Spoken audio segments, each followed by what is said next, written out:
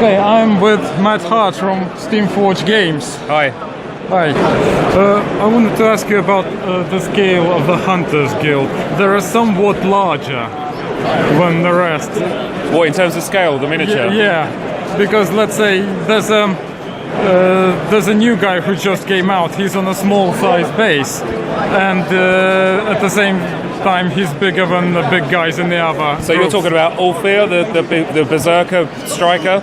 I don't know his name, but he's on a small size base. Yes. Mm-hmm. So he's basically a wild man. So he lives out in the outreaches of the forest. Okay. He's a little bit more bestial, a little bit more aggressive, and a little bit more primitive in terms of who he is. So he's a bit bigger, a bit stronger, but he still fits the 30mm base in terms of game size. And one of the things that's interesting about a couple of the models that we make in Guildpool is the base size isn't always relative to the size of the model. Okay. So for example, Crucible, who just came out for the Alchemist, she's on a 40mm base, even though she's just a small wee lassie. And we actually use the base for the amount of space on the board that model can control. Okay. I was really impressed by the new farmers. Thank you. Yeah, they're great. I couldn't actually believe what the display miniatures you have there, the actual PVC plastics. It's unbelievable. Yeah. But I was wondering, how difficult is it to remove them from their bases?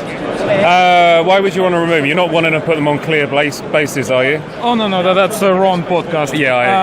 I do scenic bases. So scenic base. All right. So as long as it's not the clear acrylic ones, then we're good. No, definitely they snip off really easy. So the base, the way it's manufactured is there's 2 pegs on the bottom of the model's foot, and that goes into the base. Now, if you flip the base over, you can see where the pegs come through, and if you just snip and snip, the base just folds away. Easy. That's excellent. That's what I wanted to do.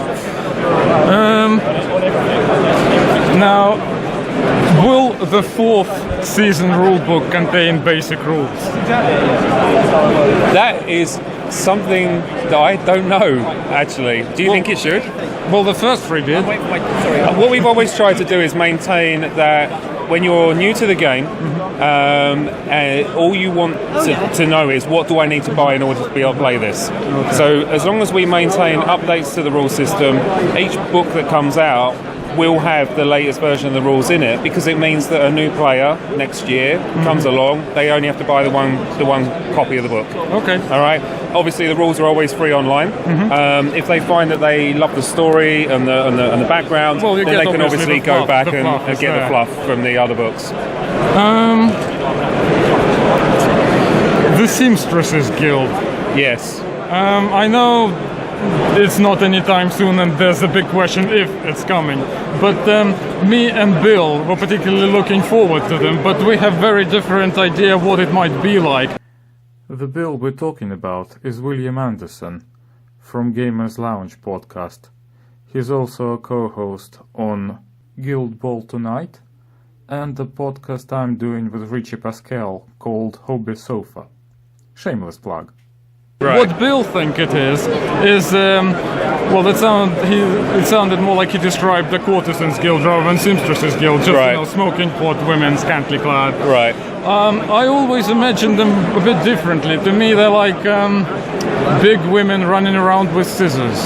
Now, could you tell me which one of us is closer to reality? Wow. Okay. So the common perception of seamstress guilds being like a courtesan guild comes from Terry Pratchett, who is an author very close to my heart. I don't know if I could come up with a way to represent those in a positive way without becoming... So they are courtesans, they're not like... I actually think if we were to ever do the Seamstress Guild, your way would probably be closest, and I would probably do little old ladies with scissors and knitting needles, and who are actually seamstresses. That's excellent. 1-0, Bill. 1-0. Sorry, Bill. Right. At one point you mentioned something about the alternative mode of play. Are you probably not allowed to talk about that? In what way? the alternative mode of play for the Guild Ball miniatures. Ah, okay, yeah, no, that's coming. So that will be out before Christmas. Because during the Kickstarter campaign, you actually say there is going to be a skirmish battle game. That was yeah. So it's not that. It's not that. No. So that was an idea that we've It's had. still a sports game. Yeah. Ah, okay. Is there any hope that you might actually do like proper skirmish? It would make sense. I mean, people still buy your miniatures. Well, no, absolutely. So we did announce at SteamCon last year, we teased the idea of a game that we're working on, which is a fantasy skirmish game. It is using an awful lot of the game engine that Guild Ball runs on. But it wouldn't be Guild Ball models. Ah, okay. Not at the moment. Well, Matt, thank you very much. You're very welcome, sorry. Thanks a lot.